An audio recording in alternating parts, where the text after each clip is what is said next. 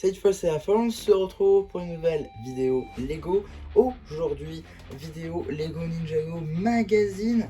Effectivement, donc dans la gamme Lego Ninjago Legacy Comics du mois d'avril 2025. Donc on va tout de suite voir un petit peu ce que ce magazine nous réserve en commençant par les mini-figurines. Juste ici, vous avez la mini-figurine de Lloyd Evo et Paulette. Telle qu'on peut la retrouver dans les sets Ninjago Core.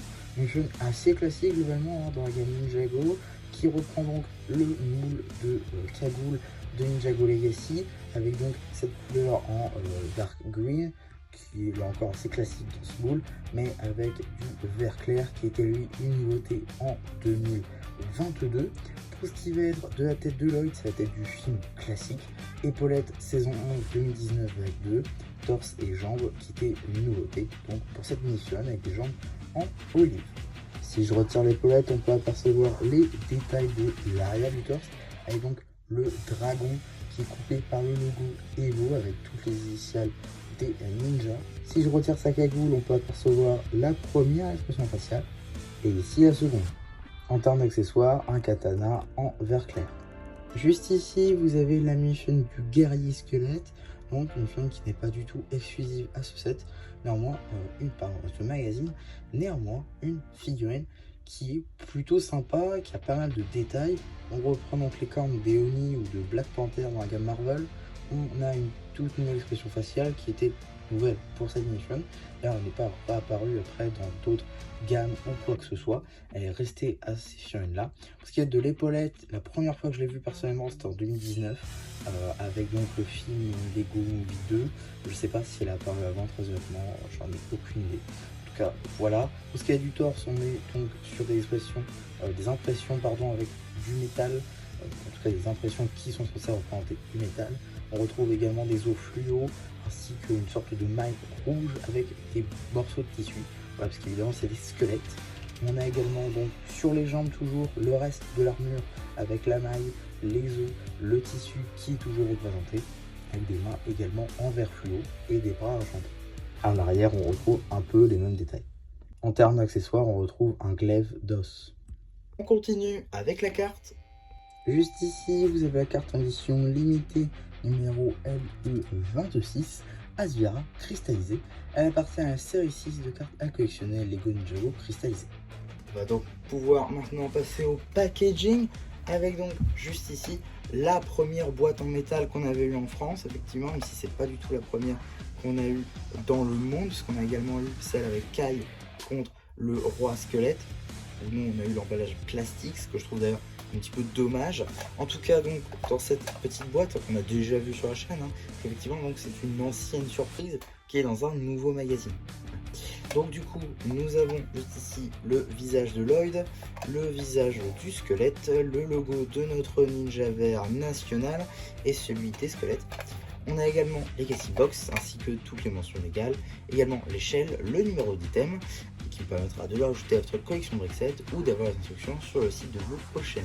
Et également, on a le logo de Blue Ocean ainsi que la petite mention Limited Edition Box dans un fanion Evo que je trouve d'ailleurs plutôt cool. Je l'avais d'ailleurs imprimé sur Brickstore avec la fonctionnalité d'impression UV que propose Brickstore pour avoir le fanion en fait imprimé, parce que techniquement ça fait partie de la collection. En tout cas, on est sur un format classique pour ce qui va être du magazine à 8,99 €. 8,99 €. Pourquoi? Je veux dire, on est sur un format en dessous du format Ninjago Legacy, donc c'est à dire qu'on paye plus que pour moins de prix.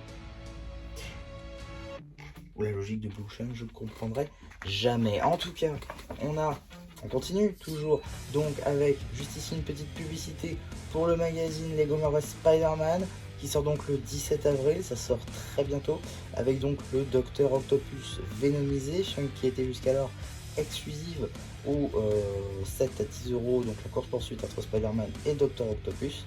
Donc voilà, pour le coup, donc une figurine qui va être plutôt cool à retrouver dans le magazine, même si on aurait quand même préféré une autre figurine, parce qu'on va pas se mentir, cette version n'est pas la plus difficile à obtenir.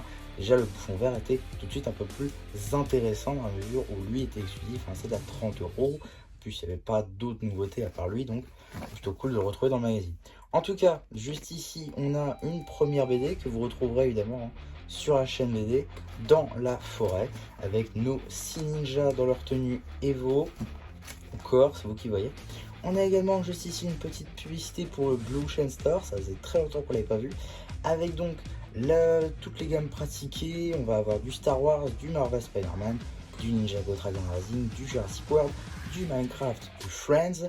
On a également donc les cartes ici série 7 et encore Ninjago Legacy. Alors ce que je trouve marrant, c'est qu'ils prennent jamais les derniers numéros, parce que ça on est quand même sur du mai, il me semble 2024, et là on va être sur du janvier 2024. Donc voilà, je comprends, et là c'est du mars.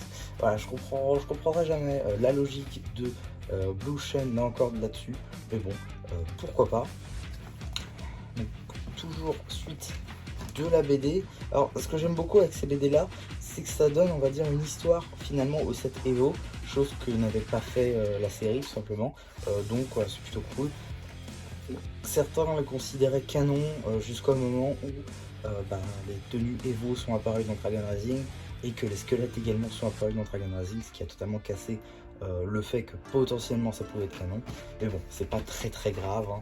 Globalement ça reste quand même des bonnes BD et vous pouvez les retrouver sur la chaîne dédiée qui est donc tout en bas de ma page d'accueil de chaîne. On a également la page concernant l'abonnement cette fois-ci, comme vous devrez le faire d'ailleurs à ma chaîne, mais bon ici on est sur abonnement du magazine qui comprend donc le Ninjago Dragon Rising ainsi que le Ninjago Legacy. Voilà, c'est plutôt intéressant, avec d'ailleurs les 2 derniers numéros de ces magazines là qui sont d'ailleurs d'ores et déjà en vidéo sur la chaîne. On a également une seconde BD juste ici qui met en scène pas mal de véhicules ou dragons des sets tout simplement, donc c'est plutôt sympa. Et encore je vous la spoile pas parce qu'elle sera également disponible sur la chaîne BD, donc il n'y a pas grand intérêt à vous la présenter ici, même si certains plans sont quand même très stylés. On a également donc une petite page dédiée au coloriage juste ici, voilà, plutôt sympa, une sorte de mini BD à colorier on va dire, bon, ça c'est plutôt cool. On a également un petit poster à découper cette fois-ci, guerrier squelette diabolique, premier côté, et ici on est plutôt sur du Fils de Garmadon saison 8, donc voilà, c'est plutôt cool. Dommage qu'il y a du texte un petit peu partout, ça aurait été un peu plus stylé je pense sans. On a également un petit jeu, je crois d'ailleurs qu'il est sur 2 pages, si je ne dis... non pas du tout, je dis des bêtises, il n'est pas sur 2 pages, il est sur une seule page, ici seul contre tous, avec donc Jay visiblement contre tous les méchants, ou en tout cas pas mal de méchants, parce qu'on est quand même sur du fantôme, on est également sur du serpent, du squelette, du moro, et également du mini-droid. Donc voilà un petit peu pour ce petit jeu, en plus des 2 BD, puisque techniquement c'est un magazine 100% BD, c'est comme ça qu'ils vendaient un jour le magazine comics. On a également juste ici une petite publicité pour 2 anciens numéros du magazine Star Wars, en passant notamment par, il me semble, celui de mars 2024, avec donc le clone de Coruscant.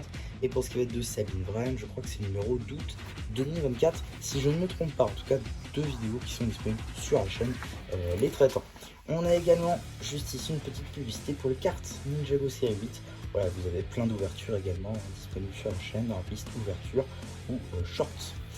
Donc, qu'est-ce qu'on va retrouver dans le prochain magazine Ninjago Legacy Comics? Ce sera tout simplement Pixal contre Vipère Volante.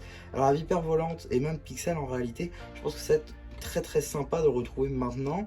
Ça sort quand même le 23 mai. Donc voilà, c'est, on va dire, à peu près un mois.